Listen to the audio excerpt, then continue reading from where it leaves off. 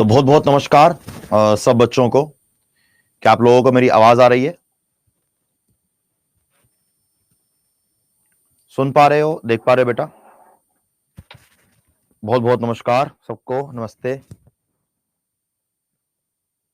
सब ठीक है? वेरी गुड, बहुत अच्छे, बहुत अच्छे, बहुत अच्छे। तो आप में से डन, ठीक है। तो कल हमने चैप्टर किया था हमारा बैलेंस ऑफ पेमेंट का। आज हम करेंगे chapter inflation and its types, और जानने का ट्राई करेंगे इन्फ्लेशन क्या होती है, इन्फ्लेशन क्यों होती है। यानी कि हम जानेंगे इसके अंदर कि व्हाट इज इन्फ्लेशन, इन्फ्लेशन के कारण, इन्फ्लेशन का मेजरमेंट, टाइप्स ऑफ इंफॉर्मेशन, और इन्फ्लेशन को कंट्रोल कैसे कर सकते हैं, यह जानने का ट्राई करेंगे। ठीक है, तो बहुत सिंपल सा पॉइंट है, बहुत सिंपल से कॉन्सेप्ट है कि इन्फ्लेशन क्या होती है, इन्फ्लेशन क्यों होती है, पहले बात करेंगे। तो पहला पहला पॉइंट रहेगा हमारा कि what is inflation. What is inflation यानी कि महंगाई क्या होती है, यानी कि महंगाई से आप लोग क्या समझते हैं, या मुद्रा स्फीति से, या मुद्रा स्फीति से आप लोग क्या समझते हैं। यह रहेगा हमारा पहला पहला पॉइंट कि व्हाट इज इन्फ्लेशन, महंगाई या मुद्रा स्फीति। राइट। इसके बाद अगर हम आगे बात करें, यार देखो इन्फ्लेशन ना कॉन्सेप्ट बहुत सिंपल है, और एक ही लाइन में मैं आपको बताऊंगा। Increase in general price level, increase in general price level is known as inflation, is known as inflation। ठीक है,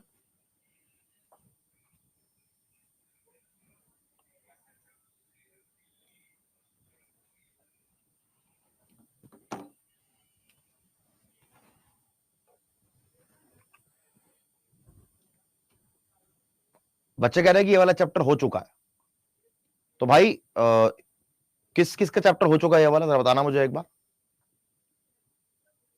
क्या सबका चैप्टर हो चुका है? अगर यस और नो बोल देंगे।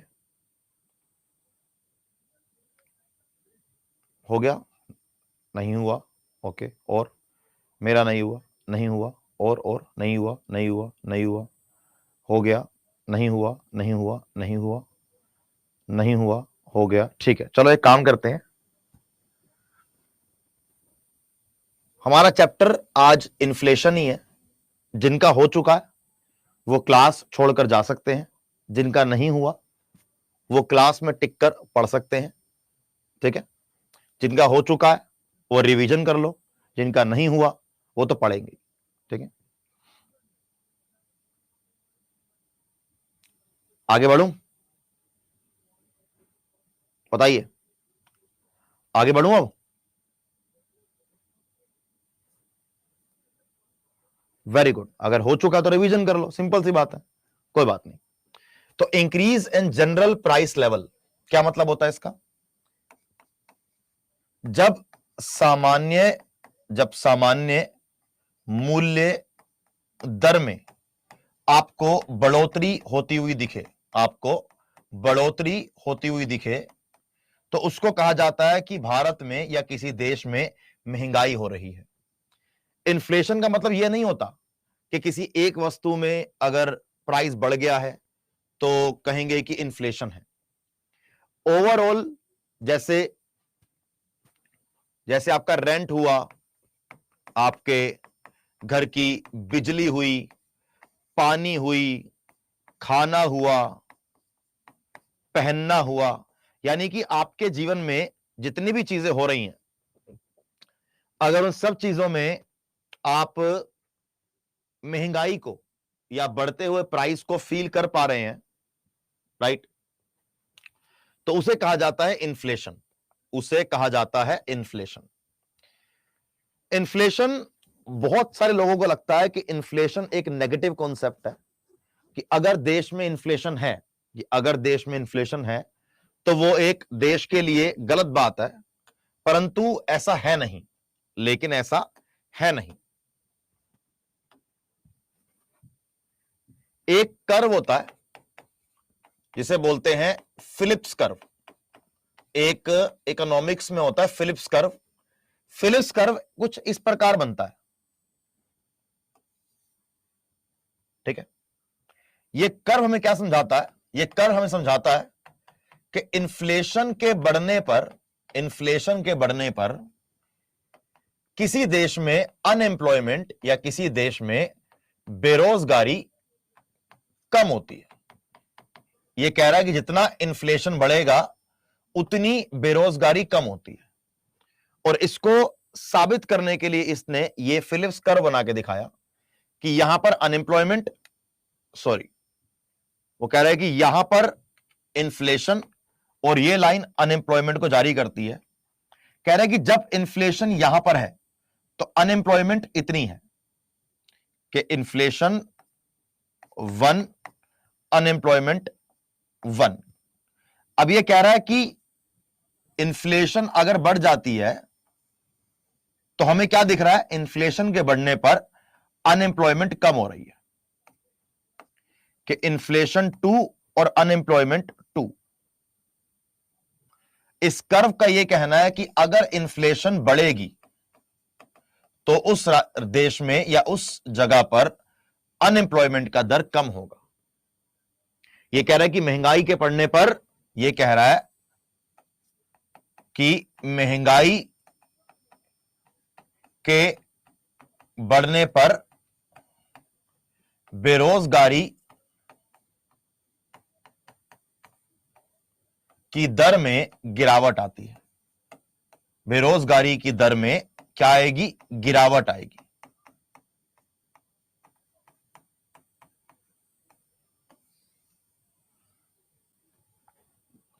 यह हमें फिलिप्स कर्व समझाता है, ठीक है।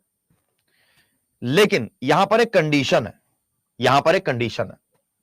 कंडीशन यह है कि जो इन्फ्लेशन रेट इंक्रीज कर रही है, ये जो इन्फ्लेशन रेट इंक्रीज कर रही है, ये कंट्रोल्ड होनी चाहिए, ये होनी चाहिए कंट्रोल्ड। जैसे किसी को मिठाई खानी पसंद होती है। अब मिठाई खानी किसे नहीं पसंद, लेकिन अगर तो आप मिठाई कंट्रोल में खा रहे हो तब तक तो सही है। अगर आप मिठाई कंट्रोल में खा रहे हो तब तक तो सही है, लेकिन अगर मिठाई आपने कंट्रोल से बाहर खा ली, अगर मिठाई आपने कंट्रोल से बाहर खा ली है, तो उस केस में क्या होता है? उस केस में डायबिटीज। चलो डायबिटीज तो एक दूर का केस हो गया। यहां पर छाती में जलन होनी चालू हो जाती है ना, बॉडी पे पिंपल्स निकलने चालू हो जाते हैं, है ना। तो क्या दिक्कत होती है उससे? कि जब तक इन्फ्लेशन कंट्रोल में है, अब क्वेश्चन आता है कि इंडिया में इन्फ्लेशन को कंट्रोल कौन करता है? इंडिया में इन्फ्लेशन रेट को या इंडिया में महंगाई की दर को कंट्रोल कौन करेगा? किसको दिया गया ये जिम्मा कि भाई आपका जिम्मा है देश में इन्फ्लेशन रेट को कंट्रोल करने का? बताइए जरा बेटा एक बार कि ये जिम्मा किसके हाथों में दिया गया है? रिजर्व बैंक ऑफ इंडिया के। रिजर्व बैंक ऑफ इंडिया के हाथ में ये आपको जिम्मा दिया गया है, करेक्ट। और आरबीआई कहता है कि अगर भारत में इन्फ्लेशन 4 से लेकर 6% के बीच में है तो ये भारत के लिए पॉजिटिव इन्फ्लेशन है, ये भारत के लिए पॉजिटिव इन्फ्लेशन है। समझे? ये हमें फिलिप्स कर्व समझाने का ट्राई करता है, ठीक है भैया। चलिए अब यहां पर क्वेश्चन यह आता है, एक बच्चे ने पूछा अभी कि सर क्या आप इस फिलिप्स कर्व से एग्री करते हैं? माय आंसर इज यस, करता हूं। Sir I have a question, Sahil Rajput ji, बेटा पूछ लीजिए क्या क्वेश्चन है। मैं इससे एग्री करता हूं अगर जब तक मैं इस कंडीशन को मानकर चलूंगा।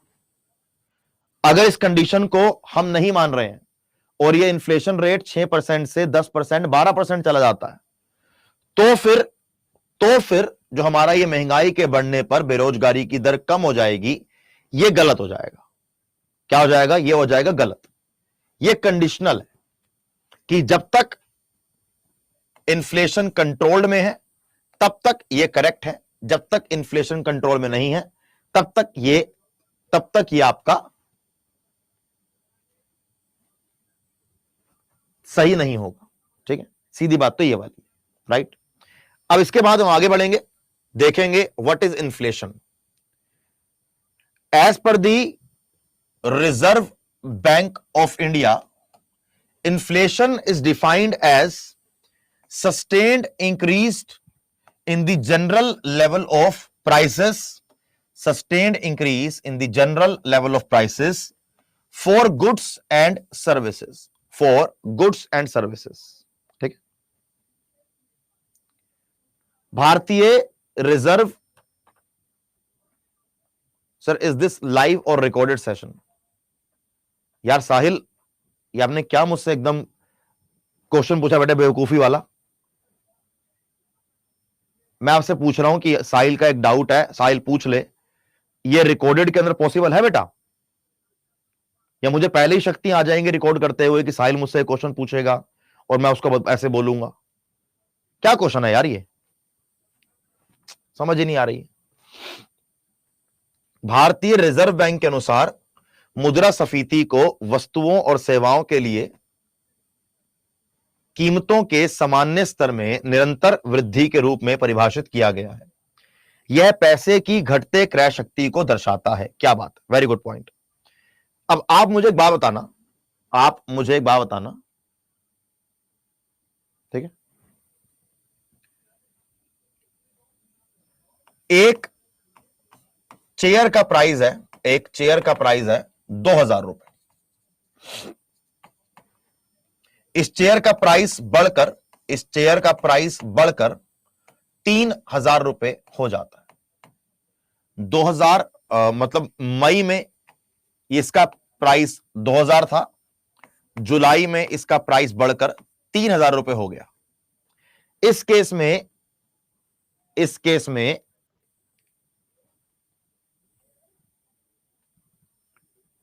रुपीस की जो वैल्यू होती है, इस केस में जो रुपीस की वैल्यू है वो वैल्यू बढ़ रही है या घट रही है?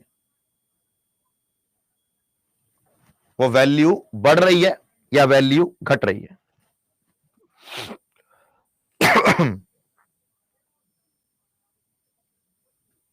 बताइए सर। कम हो रही है ना? बहुत अच्छे, कम हो रही है। क्यों?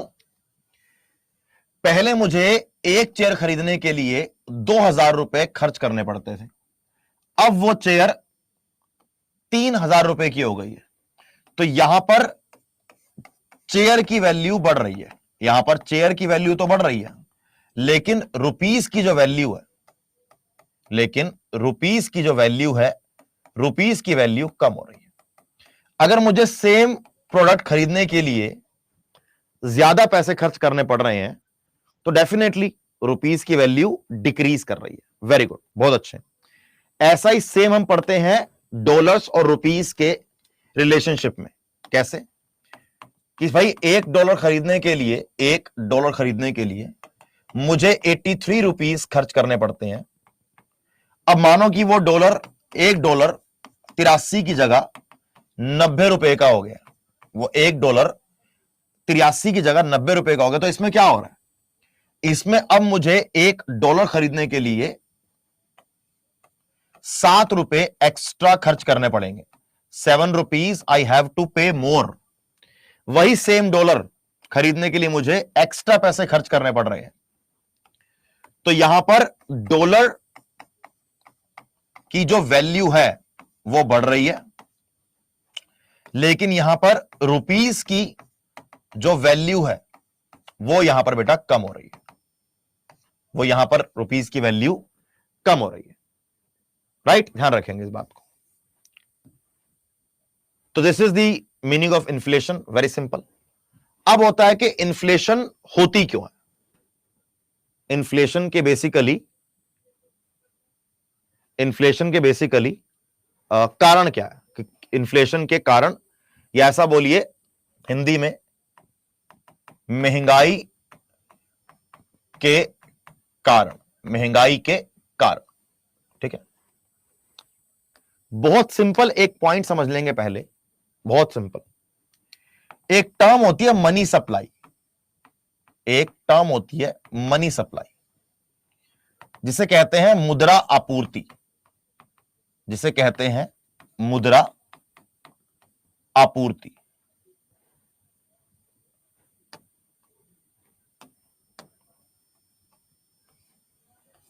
सर इस मनी सप्लाई का मतलब क्या होता है? मनी सप्लाई का मतलब होता है अवेलेबल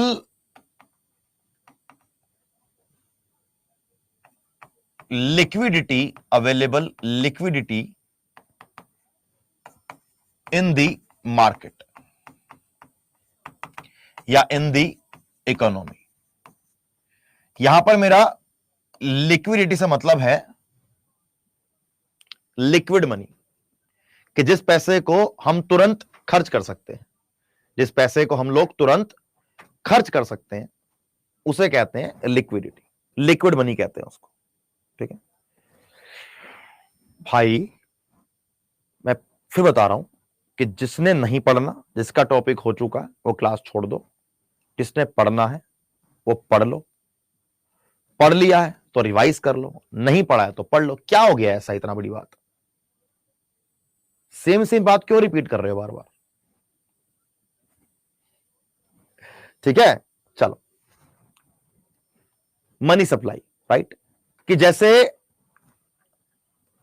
हमारे बाजार में, हमारी मार्केट में बैंकों के पास कितना पैसा है, बैंक्स के पास कितना पैसा अवेलेबल है?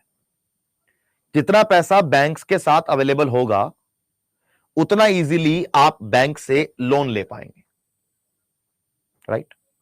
कितना पैसा लोगों के पास सेविंग अकाउंट में रखा हुआ है, कितना पैसा लोगों के पास घर में रखा हुआ है, कितना पैसा लोगों ने पोस्ट ऑफिस में जमा कराया हुआ है, कितना पैसा लोगों के पास कैश में, उनके पास, उनकी जेब में है, मनी सप्लाई को दर्शाता है।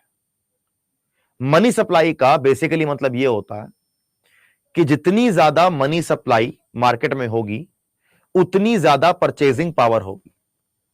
कि आपकी सैलरी है 20,000 रुपए और आपकी सैलरी 20 से बढ़कर 30,000 रुपए हो जाती है, तो मनी सप्लाई बढ़ रही है। अब अगर मनी सप्लाई बढ़ेगी इस तरीके से, तो आपकी खरीदने की शक्ति बढ़ जाएगी, यानी कि परचेजिंग पावर इंक्रीज कर जाएगी। ठीक है, अब मेरी बात समझना ध्यान से। ठीक है, मनी सप्लाई के बढ़ने से परचेजिंग पावर, खरीदने की शक्ति बढ़ जाती है, राइट? यानी कि मनी सप्लाई के बढ़ने से, यानी कि अगर आपकी जेब के अंदर पैसा बढ़ रहा है तो मनी सप्लाई के बढ़ने से मार्केट में ओवरऑल डिमांड इंक्रीज करेगी। अगर मेरे पास ज्यादा पैसा है, अगर मेरे पास परचेजिंग पावर ज्यादा है, तो मैं ज्यादा वस्तुओं की डिमांड करूंगा, राइट? मनी सप्लाई के बढ़ने से डिमांड बढ़ती है, और इकोनॉमिक्स का एक बेसिक कॉन्सेप्ट है कि डिमांड के बढ़ने से वस्तुओं का प्राइस बढ़ता है, डिमांड के कम होने से वस्तुओं का प्राइस कम होता है। क्या है भैया? कि सर डिमांड के बढ़ने से वस्तुओं का प्राइस बढ़ता है और डिमांड के कम होने से वस्तुओं का प्राइस कम होता है। सिंपल, यह कॉन्सेप्ट हम पढ़कर आ चुके हैं ना कई बार। तो यहां पर डिमांड के बढ़ने से जो वस्तुओं का प्राइस है वो इंक्रीज करेगा, और वस्तुओं के प्राइस के बढ़ने को ही इन्फ्लेशन कहा जाता है। जो वस्तुओं का प्राइस बढ़ेगा उस प्राइस के बढ़ने को तो इन्फ्लेशन कहते हैं। और किसे कहते हैं इन्फ्लेशन? इसी को इन्फ्लेशन कहते हैं। ठीक है, सिंपल सी बात है। अब एक कॉन्सेप्ट समझाऊंगा, उसको समझने का ट्राई करना कि मनी सप्लाई के बढ़ने से मार्केट में डिमांड बढ़ेगी। ठीक है, एक फैक्ट्री है, उस फैक्ट्री में एक महीने में 1000 शर्ट बनती है। अब उस फैक्ट्री में डिमांड बढ़ चुकी है और 1000 की जगह 1500 शर्ट्स का ऑर्डर आया। क्या आया? 1500 शर्ट्स का ऑर्डर आया। अब 1500 शर्ट्स के लिए क्या उन्हें ज्यादा लोगों को हायर करना पड़ेगा या नहीं करना पड़ेगा? बताइए। अब 1500 लोगों के लिए, 1500 शर्ट्स के लिए ज्यादा लोगों को हायर करना पड़ेगा कि नहीं करना पड़ेगा? ज्यादा लोगों को नौकरी देनी पड़ेगी, नहीं देनी पड़ेगी? देनी पड़ेगी ना। जब मार्केट में डिमांड बढ़ती है तो उस डिमांड को फुलफिल करने के लिए, उस डिमांड को फुलफिल करने के लिए हमें क्या करना पड़ता है बेटा? हमें ज्यादा लोगों को रोजगार देना पड़ता है। ज्यादा लोगों को रोजगार देना पड़ता है। तो देखो, सोल्व हो गया ना कि डिमांड के बढ़ने को इन्फ्लेशन कहते हैं और इन्फ्लेशन के बढ़ने से रोजगार बढ़ता है। और रोजगार बढ़ने का मतलब क्या होता है? कि बेरोजगारी की दर में कमी आ रही है, कि बेरोजगारी की दर में कमी आ रही है। तो जो फिलिप्स कर्व का यह कॉन्सेप्ट था कि इन्फ्लेशन बढ़ेगी तो अनएम्प्लॉयमेंट रेट कम होगी, तो यह मजाक नहीं है, यह रियलिटी है कि इन्फ्लेशन के बढ़ने पर बेरोजगारी की दर कम हो रही है। ठीक है, बात समझ आ गई? Very good. चलिए, और जब बेरोजगारी की दर कम होगी तो गरीबी कम होगी, गरीबी कम होगी तो भारत देश विकास करेगा। यानी कि inflation leads to economic development. Inflation leads to economic development. समझे? इन्फ्लेशन से आर्थिक विकास होने के चांसेस बढ़ जाते हैं। राइट?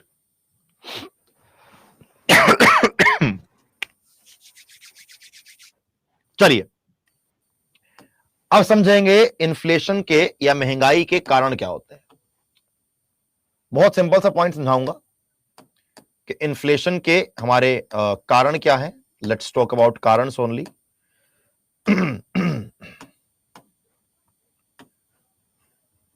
आ जाइए।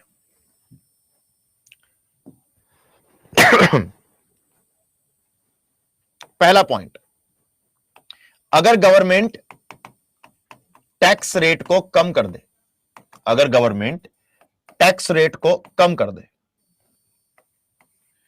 अगर गवर्नमेंट अपने स्पेंडिंग को या गवर्नमेंट अपने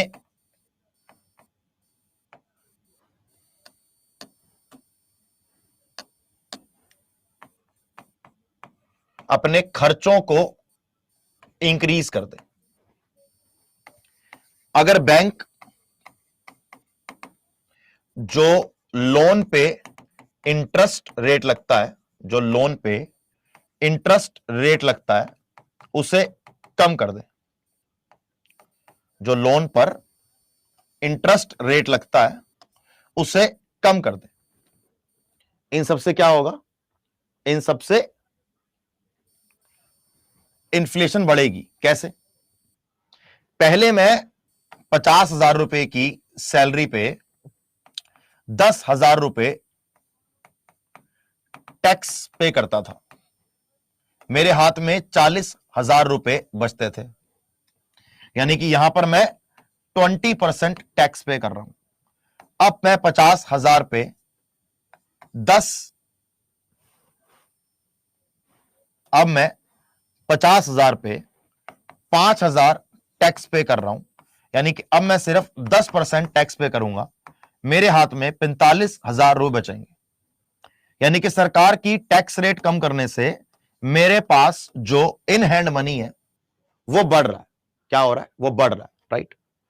तो जब सरकार टैक्स रेट कम करती है, जब सरकार टैक्स रेट कम करती है, तो उस केस में देश में मनी सप्लाई बढ़ती है, देश में मनी सप्लाई बढ़ती है, ठीक है। गवर्नमेंट अपने खर्चों को बढ़ा दे। गवर्नमेंट ने एक 10,000 करोड़ रुपए का, गवर्नमेंट ने एक 10,000 करोड़ रुपए का प्रोजेक्ट अनाउंस किया कि भाई 10,000 करोड़ रुपए का प्रोजेक्ट है, इस प्रोजेक्ट के अंदर हम 5,000 लोगों को नौकरी देंगे, 5,000 लोगों को हम नौकरी देंगे। अब 5,000 लोग जो पहले बिल्कुल नहीं कमा रहे थे, अब वो महीने के 10, 15 या 20 जो पैसे मिलेंगे वो कमाएंगे, और उस पैसे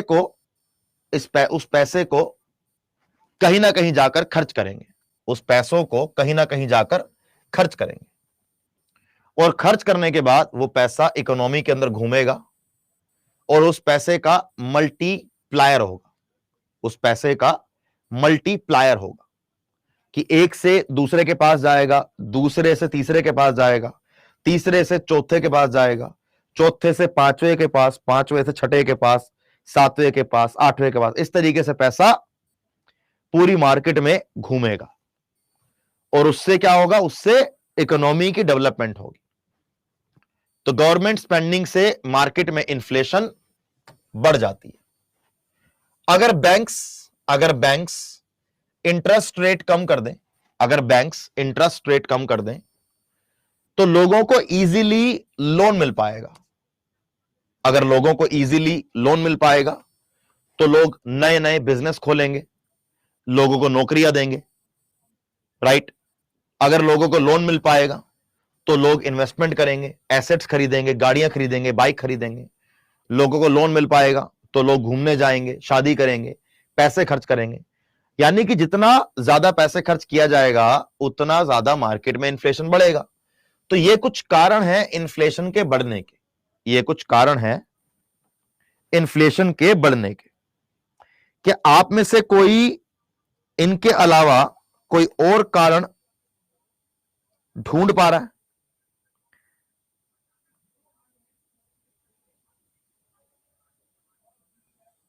बोलिए भैया, क्या आप में से कोई इनके अलावा कोई और कारण ढूंढ पा रहा है कि सर इसके द्वारा भी इन्फ्लेशन को बढ़ाया जा सकता है? सब लोग तो बिजनेस नहीं खोलते, मत खोलिए, लेकिन जो खोलना चाहते हैं वो तो खोल सकते हैं ना। और जो बिजनेस खोलेगा वो लोगों को नौकरी भी देगा, है ना। देश में जितने ज्यादा बिजनेस खुलेंगे उतना ही देश तरक्की करता है, क्योंकि उतने ही लोगों को नौकरियां मिलती हैं। ठीक। इन ईएमआई कम हो जाए तब भी इन्फ्लेशन बढ़ेगा। तो लेकिन ईएमआई कम क्यों होगी? ईएमआई कम क्यों हो जाएगी? आप मुझे ये बताओ कि ईएमआई कम होने का रीजन क्या है, क्यों कम होगी ईएमआई?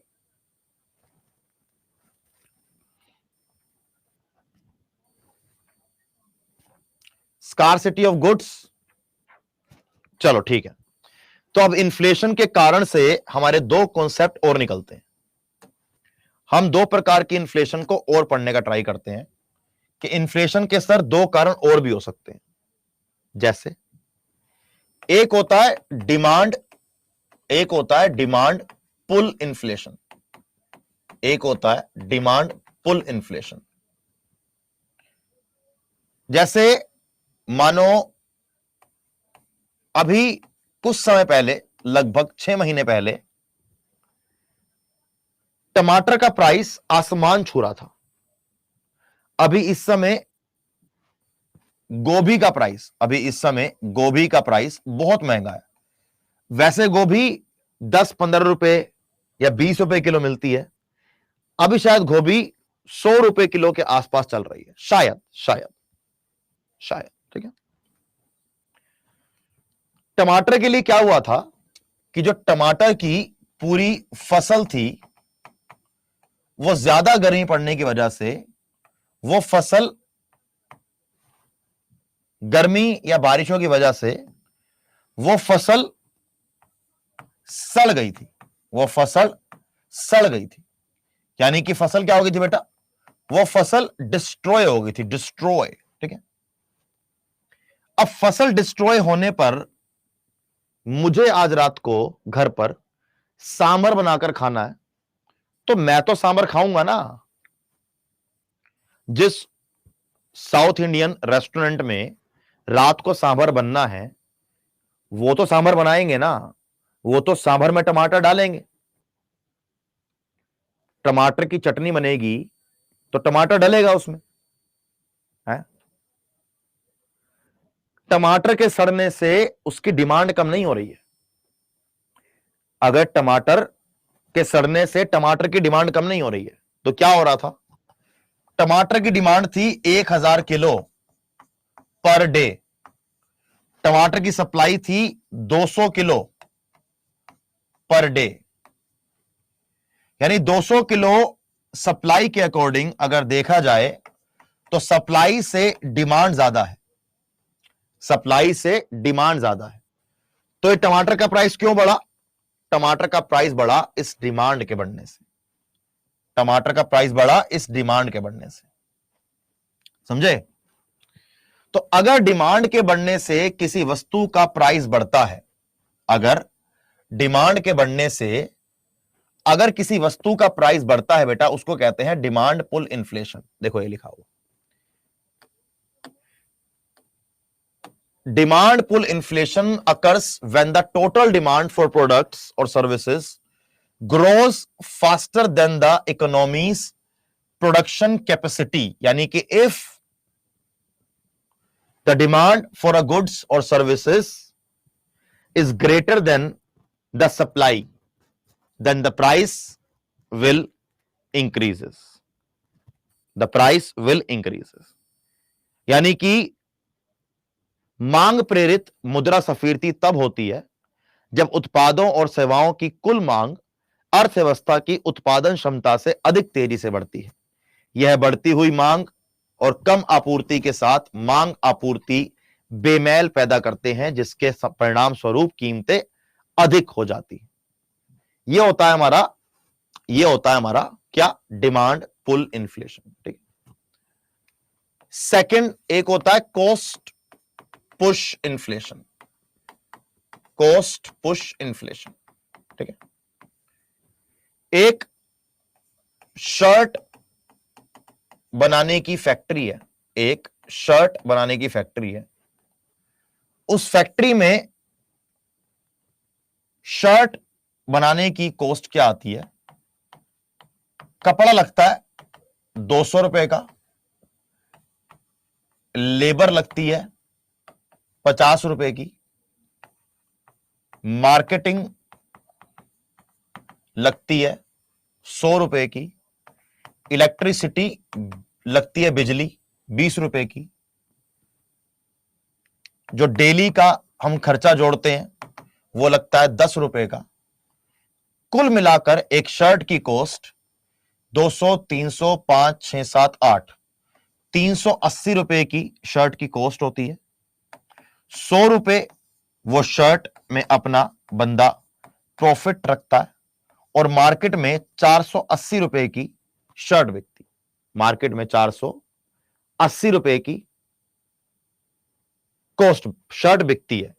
यानी कि 480 क्या है सर, 480 सेलिंग प्राइस है, जिसको हम मार्केट प्राइस भी कह सकते हैं, जिसको हम मार्केट प्राइस भी कह सकते हैं। ठीक है, अब ये था प्राइस मई में। अगस्त में जो पीछे से कपड़ा आ रहा था वो कपड़ा बढ़कर 300 रुपए का हो गया है। लोगों ने सैलरी बढ़ाने के लिए बोला तो 70 रुपए सैलरी हो गई। मार्केटिंग पर खर्चा बिल्कुल सेम है, इलेक्ट्रिसिटी 20 की जगह 30 की हो गई है, डेली खर्चा 10 रुपए का ही हो रहा है। तो टोटल क्या बनेगा, 7, 8, 9, 10, 11 है ना, 300 और 400, 510 रुपए।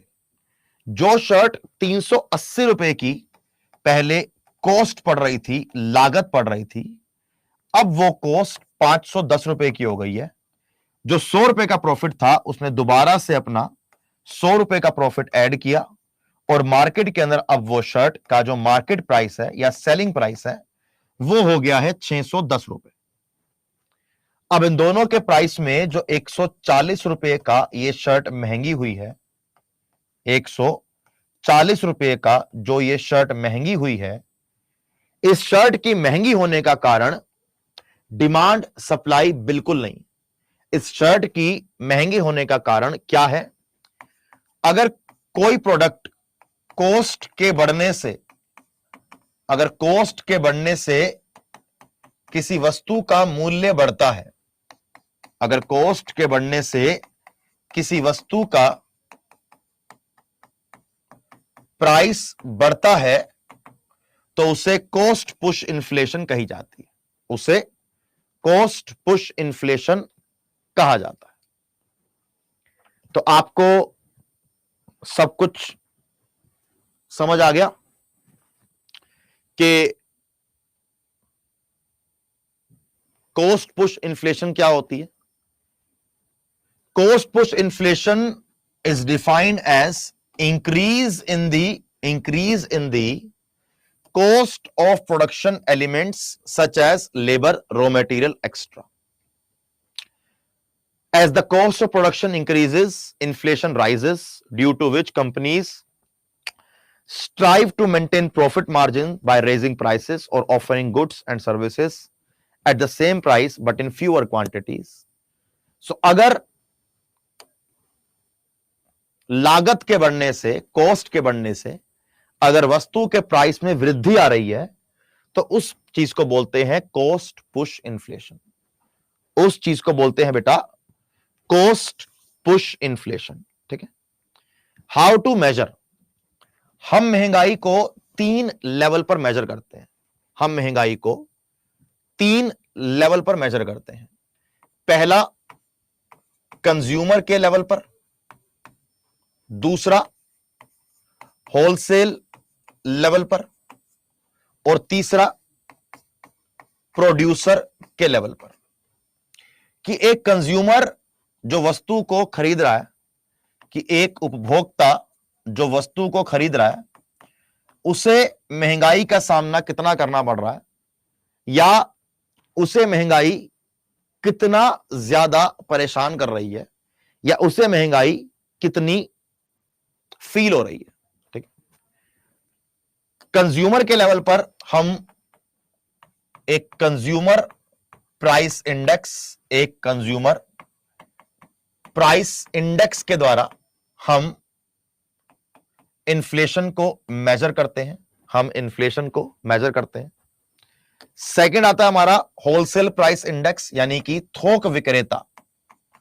हमारा जो थोक विक्रेता है, हमारा जो थोक विक्रेता है, जो थोक विक्रेता पहले एक वस्तु को बेच रहा था, अब वो वस्तु को किस दाम पर बेच रहा है, यानी कि जिस मार्केट में प्रोडक्ट्स होलसेल लेवल पर बिक रहे हैं, जिस लेवल पर प्रोडक्ट होलसेल लेवल पर बिक रहे थे, थोक में बिक रहे थे, थोक की मार्केट से, थोक की मंडी से अब प्रोडक्ट पहले से कितना ज्यादा महंगा हो चुका है, यह आकलन करने के लिए, यह मापने के लिए हम क्या करते हैं? हम होलसेल प्राइस इंडेक्स का, हम होलसेल प्राइस इंडेक्स का सहारा लेते हैं। इसके द्वारा होलसेल लेवल पर, थोक के लेवल पर वस्तुओं के मूल्य में हमें कितना डिफरेंस या बढ़ोतरी दिखाई दे रही है, यह हम होलसेल प्राइस इंडेक्स के द्वारा मापने का ट्राई करते हैं। फिर आता है प्रोड्यूसर। देखो,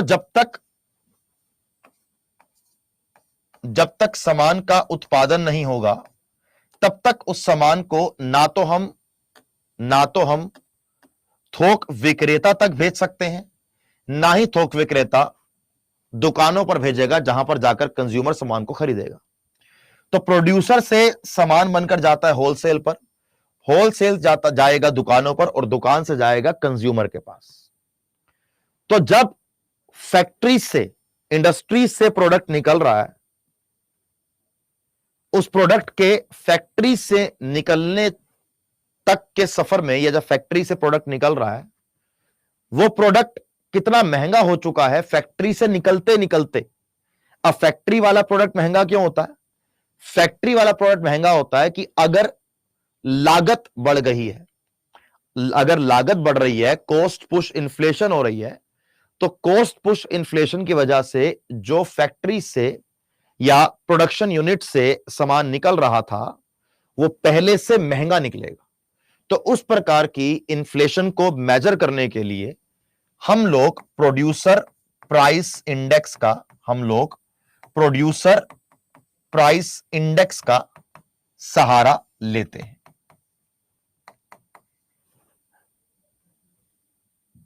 इसे कहते हैं सीपीआई, इसे कहते हैं डब्ल्यूपीआई, और इसे कहते हैं पीपीआई। और यकीन मानिएगा कि आपके एग्जाम में डेफिनेशन का तो मैं पक्का नहीं बोल पाऊंगा, लेकिन इनकी फुल फॉर्म एग्जाम में कई बार आती है। एग्जाम में क्या आएगा?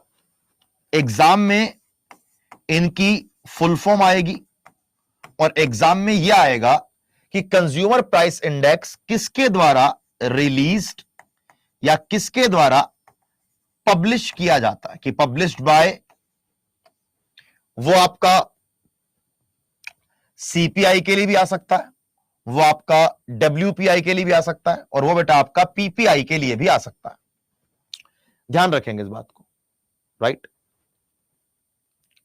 अब यहां पर लिखा हुआ है कि wholesale price index office of economic adviser के द्वारा, जो कि ministry of commerce and industry के अंदर आता है, रिलीज किया जाएगा, रिलीज या पब्लिश्ड किया जाएगा।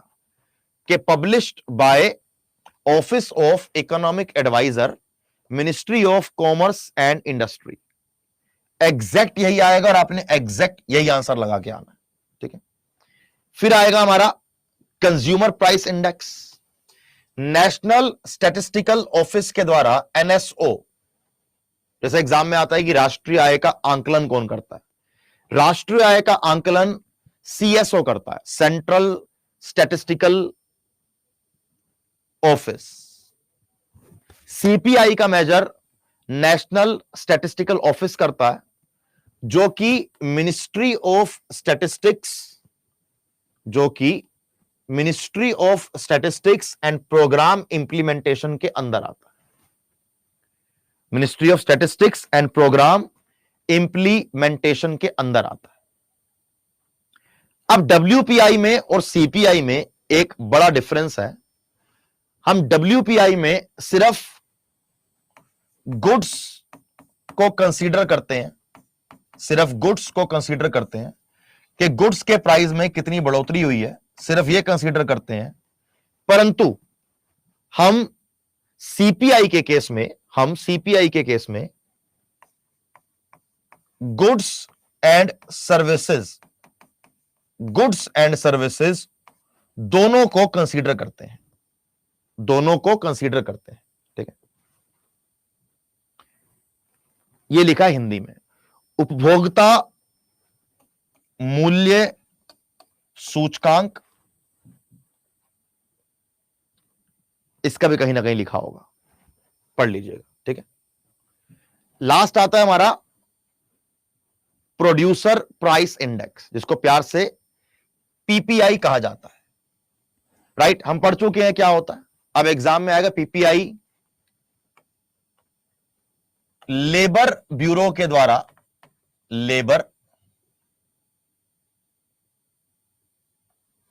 एक सेकंड यार, आपका मैं 1 सेकंड लूंगा, ठीक है।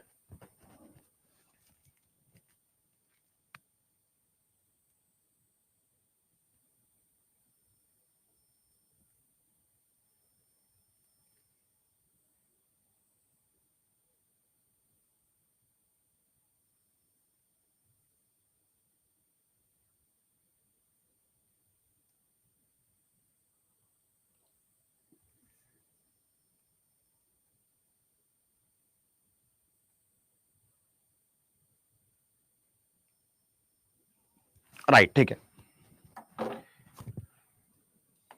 लेबर ब्यूरो के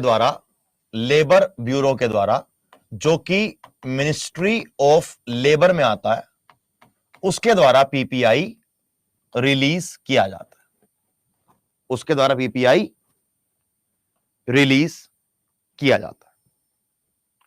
ठीक है, राइट। तो आज की क्लास हम यहीं पर अंत करते हैं।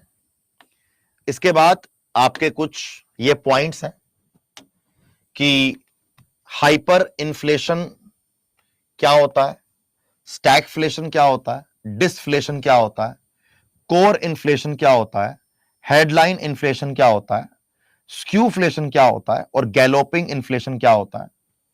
इसके साथ साथ कुछ एमसीक्यूज हम कल कवर करने का ट्राई करेंगे, ठीक है। कल भी क्लास होगी बेटा, कल भी क्लास क्या, कल तो क्लास रोज ही होगी। अब जब तक कोर्स नहीं होगा तब तक आपकी क्लास होगी बेटा।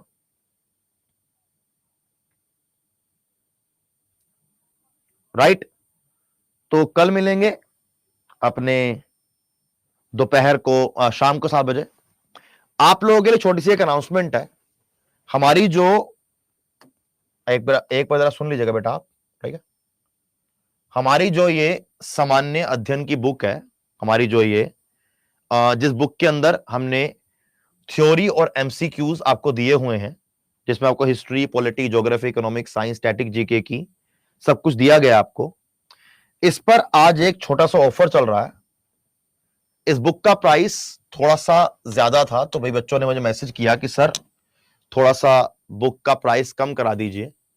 तो जिन बच्चों ने अभी तक बुक को नहीं लिया है, उन बच्चों के लिए थोड़ा सा आज ये एक ऑफर है कि आप एसएससी पर क्लिक करके कहीं पर भी चले जाइएगा, सबसे नीचे आपको दिखेगा सामान्य अध्ययन, ये बुक पहले पहले आएगी ऊपर।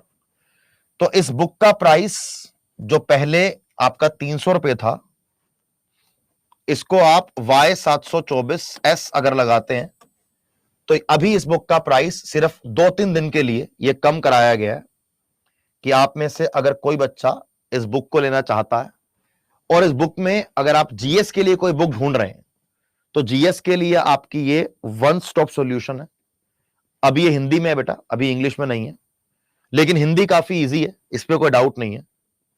तो ये बुक अगर आप चाहते हैं तो आप ये बुक, इस बुक में आपका एसएससी प्लस रेलवेज और उसके साथ साथ जितने भी अदर एग्जाम्स होंगे, वो सारे एग्जाम्स आपके इस बुक के अंदर कवर हो जाएंगे। इस बुक में प्रॉपर तरीके से थ्योरी और उस तरीके से सब्जेक्ट के बाद एमसीक्यूज दिए गए हैं। वैसे इस बुक का प्राइस 300 रुपए है, नॉर्मल डेज में इसका प्राइस 280 रुपए हो जाता है। यानी कि अगर आप Y724S लगाते हो नॉर्मल डेज में तो इसका प्राइस 280 रुपए का हो जाता है।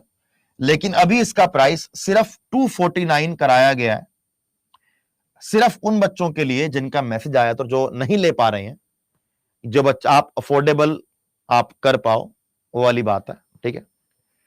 तो ये जो 280 से इसको 250 रुपए कराया गया है और जो इसमें 30 रुपए का ये डिफरेंस आ रहा है,